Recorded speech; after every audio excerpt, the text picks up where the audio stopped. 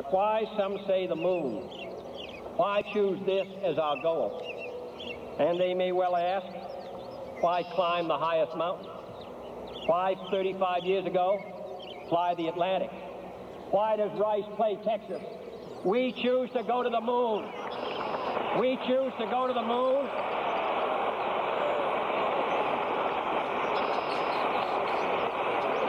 We choose to go to the moon in this decade and do the other things, not because they are easy, but because they are hard. Because that goal will serve to organize and measure the best of our energies and skills. Because that challenge is one that we're willing to accept, one we are unwilling to postpone, and one we intend to win, and the others too. It's one small step for man,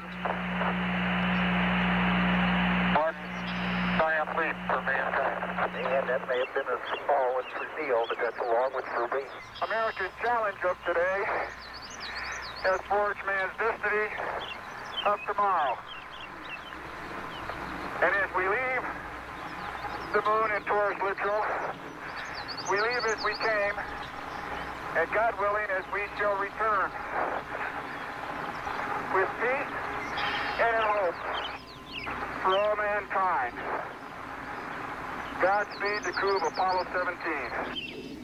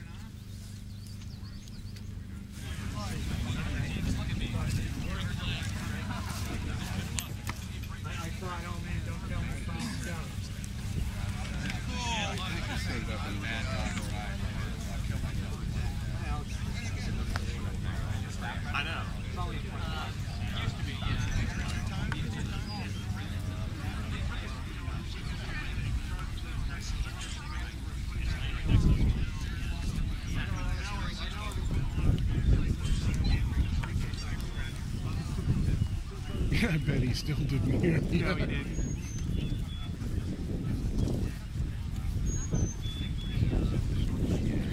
What we need to do is get somebody up there like that and put a donut on the top of the dome. Little knob fact. I already ate them.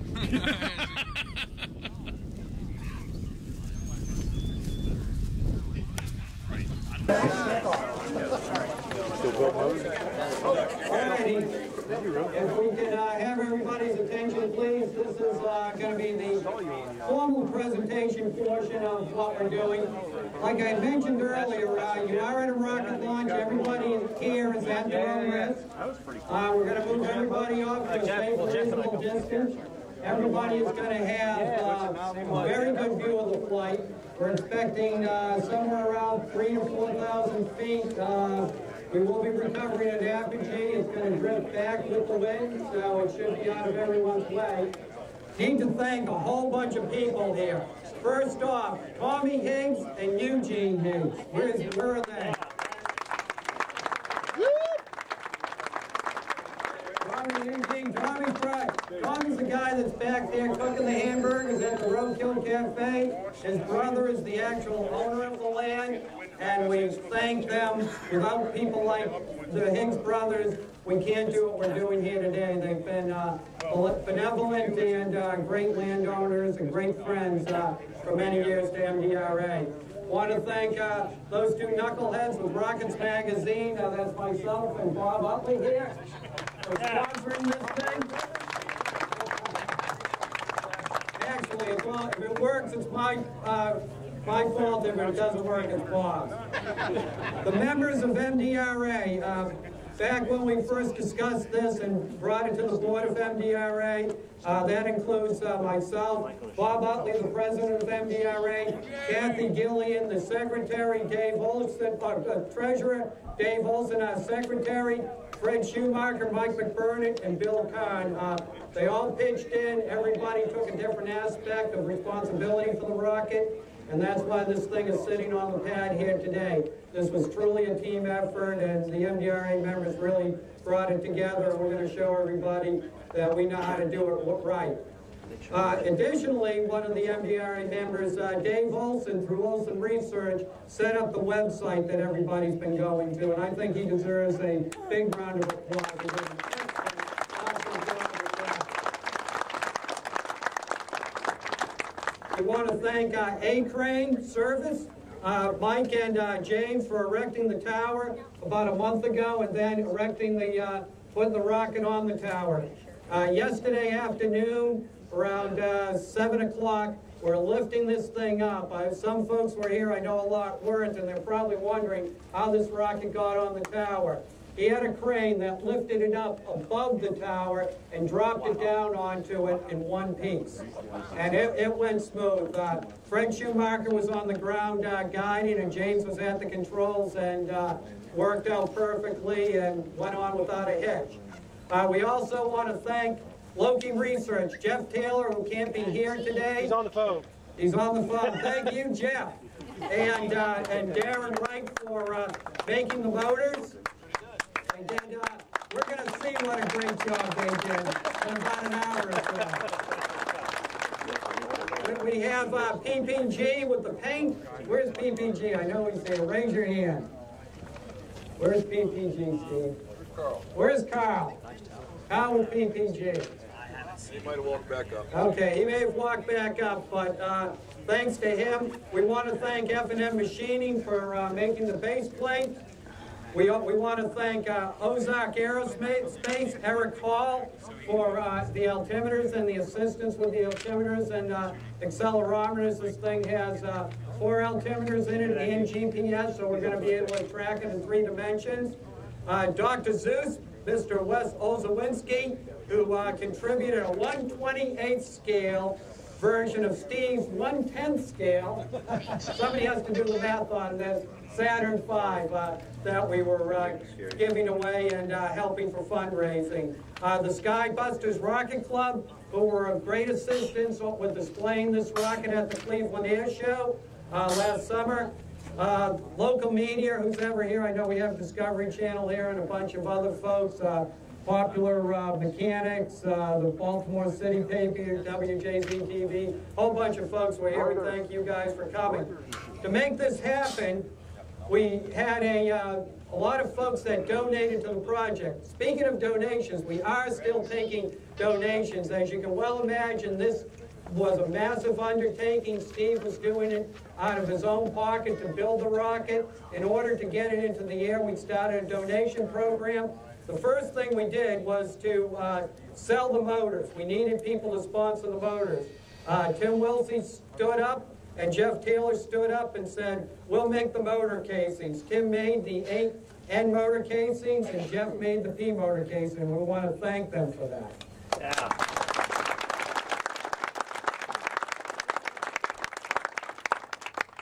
We've had a number of folks stand up and purchase the motors to help sponsor them. So I'm going to mention all of that. Tim Wilsey is a sponsor. Fred Schumacher is a sponsor. Dave Weber is a sponsor.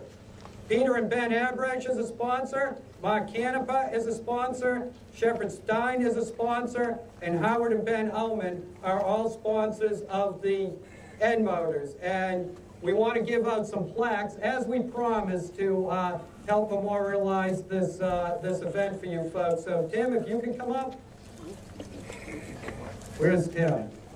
So everybody can see who these guys are. Yeah, we're going to put a face with the name. And we have a plaque for you, and Bob has the plaques back there. Somewhere. No, we got them all here. Yeah. Wow. Yeah, the W's go on the bottom. Well, why don't we get everybody up here? Fred Schumacher, Dave Weber, Peter and Ben Abrach, Mark Canepa, Shepard Stein, Howard and Ben, and then we'll get, I don't know if they're here or not, Jeff and Ann Scott really stepped up and purchased the P motor all the way from Texas. Jeff and Ann, are you here? I know they were planning on coming. All right, thank you.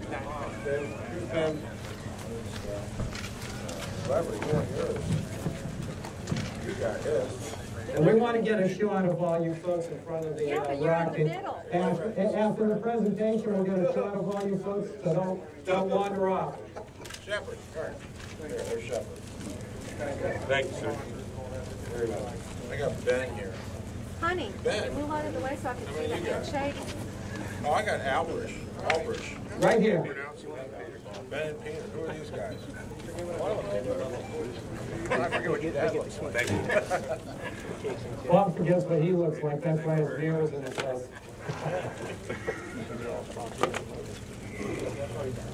Yeah, are they down here? No, we don't. Wait till it comes up. They're like, you're gonna carry that back up. Old picture of them. Okay. All right. So, big round of applause for these guys. Without them. Can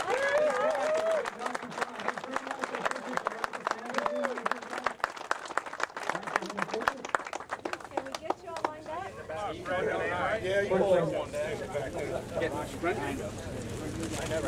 Whoever you look so good on your knees. Easy now. All right. Thank you. Great. All righty. Okay, continuing on. Once again, we want to thank Jeff and Ann Scott from Texas for sponsoring the T-Motor. I don't believe they're here right now. I know they were going to try to make it up, but without folks like them... They're giving that to me and the prize. Right. Without folks like them, these things don't happen. Once again, we want to thank Jeff Taylor with Lucky Research for the propellant and the P-motor casing. Once again, Tim Wilson with the N-motor casing. But we need to light this thing. So we want to thank Dan Michaels. Dan, where are you?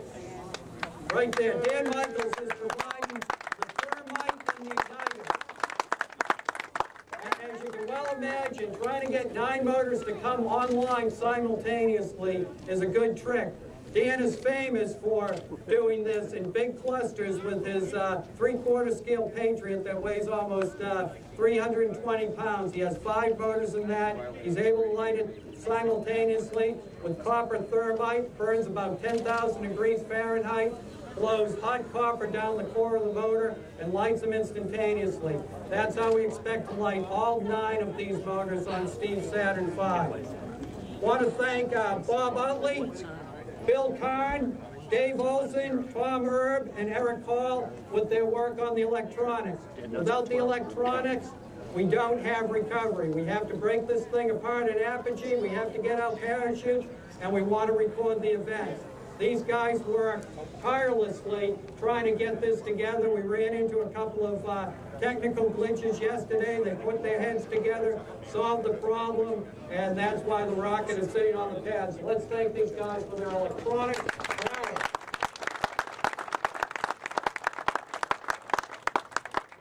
Parachutes. We have to be able to bring this rocket back down. A lot of people say, well, you're going to reuse it again. Absolutely. The only thing that we're not going to reuse is the propellant. The rest of the rocket should come down in good shape. And the folks that donated parachutes were Dan Michaels, Tim Wilsey, Ben Russell, and I threw a couple in there, but I won't take credit for them until it's back on the ground. They each donated a parachute. So thank you, guys.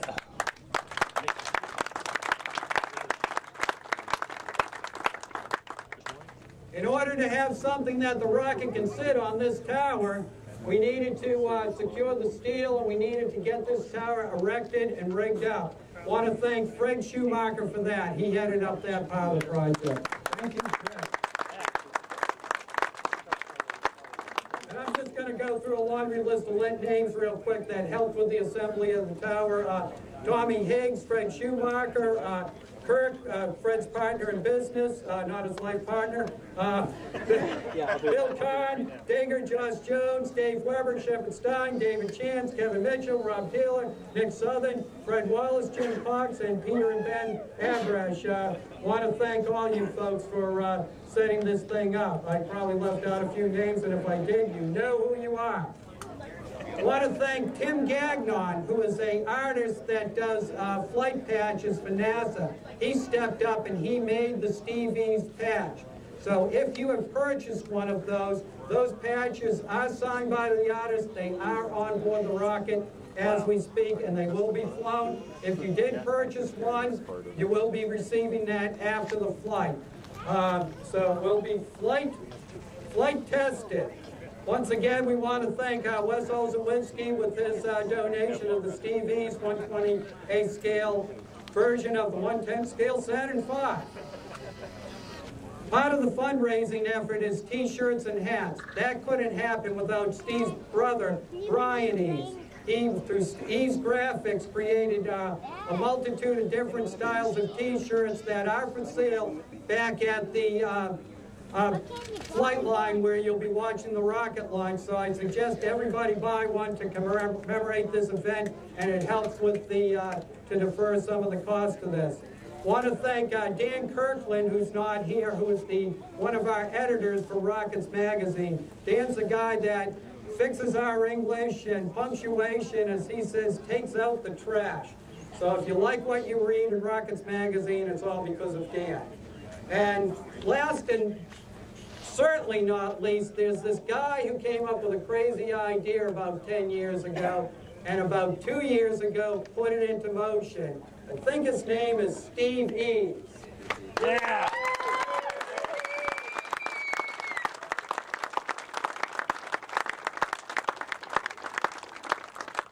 Back, Bob and I were on a Rockets Magazine article quest up at 9 Power back on the middle of July in 2007, and Chuck Rudy with Voodoo Video came up to me and goes, "You got to meet this guy. You got to meet this guy. He wants to build this big rocket." I'm like, yeah. Another guy want to build a big rocket. Steve's walking around with this 3-ring binder, and he had only started construction of it, and he built it in segments so he could move it around in his garage. They're about 3 or 4 feet tall. And then he attached them all together to build the booster section. And he goes, "Yeah, well, I'm going to build this rocket." I flipped through about 2 or 3 pages. What Steve didn't know was I knew who he was. Back in the day, 10 years ago, Steve was flying the equivalent of the Saturn V today. He had a rocket called iRock that made the cover of all the rocket magazines and was quite famous in its day. Steve got out of the hobby for about 10 years, but this dream never left. Hopefully it was a dream. I'm sure it was a nightmare occasionally. So I told him, if you build it, bring it to MDRA and we'll launch it. About a year later, I get a phone call. "Well, it's ready. What are we going to do?" And I'm like, okay, I'm in trouble now. So I talked to Bob, and like I said, we talked to the MDRA board, and we decided this was a project that MDRA wanted to take on. The project has made kind of a whirlwind tour. Back in July 12th, almost a year ago, it was first erected at the Hartfield Marketplace in Ohio. It's been to the Cleveland Air Show on August 29th and 31st of 2008. It made its first trip here to MDRA in December of 2008 as a static display and test. It went back to the Hartfield Marketplace and was on display in a restaurant for January and February of 2009. It went, the U.S., I think this is really credit to Steve, it went to the U.S. Space and Rocket Center in Huntsville, Alabama. They contacted Steve and they said, "We want your rocket to be next to the real Saturn V." They have what would have been Apollo 18 hanging in the Davidson Center, and these people wanted this thing at that event in commemoration of the 40th anniversary of Apollo.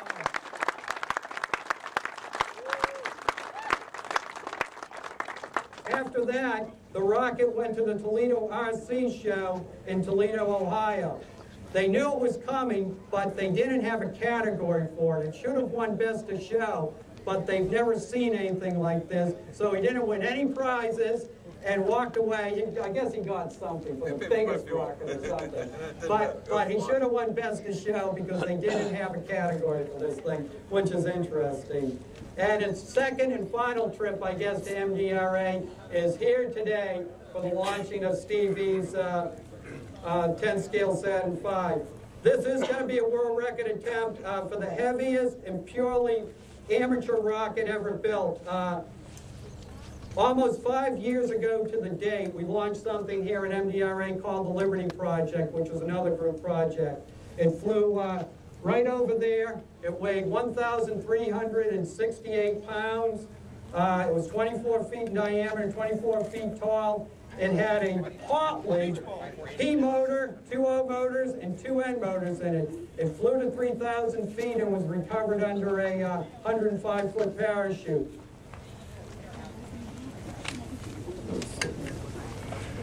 So Steve's rocket here, just to give you a little background on it, it stands 36 feet tall. It weighs over 1,600 pounds. It's 40 inches in diameter. This rocket's going to be powered by 9 motors. It's going to have a central P and 8 N motors. The combination of this array will produce about 8,800 pounds of thrust. And for those of you rocket guys that count Newton seconds, the P motor is 77,000 Newton seconds. The N motor is 13,000 Newton seconds. And the total Newton seconds on this is 181,000. It's about a 25% R motor. Just another day at MDRA. Records were made to be broken, and Steve Eves is going to do it today with style and grace. So with that, let's let Steve say a few things.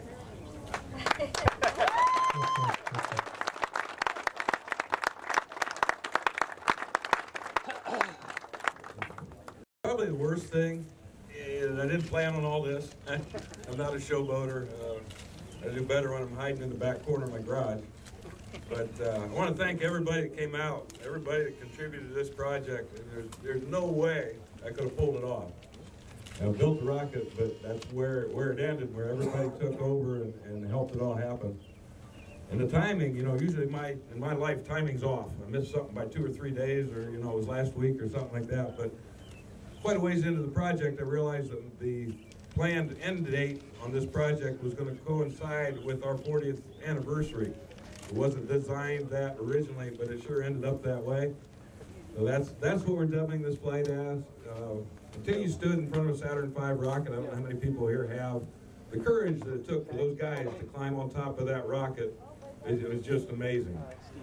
This thing looks like a little Estes rocket sitting on the ground compared to sitting next to the real one. And I can't imagine what it would have been like to sit on that waiting for somebody to push a button. I'm nervous about pushing a button, but can you imagine sitting on top of one like this? Anyhow, thank you to everybody. Thank you to MDRA. We kind of went through that already.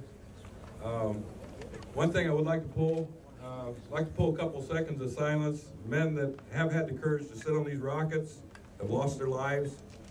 I'd like to give about 15 seconds of silence for those people.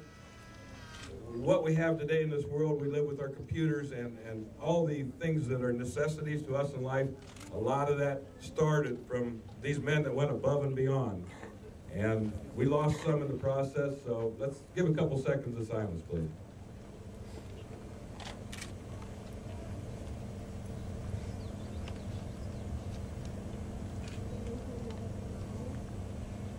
And now the words have been uttered before. Let's light this candle.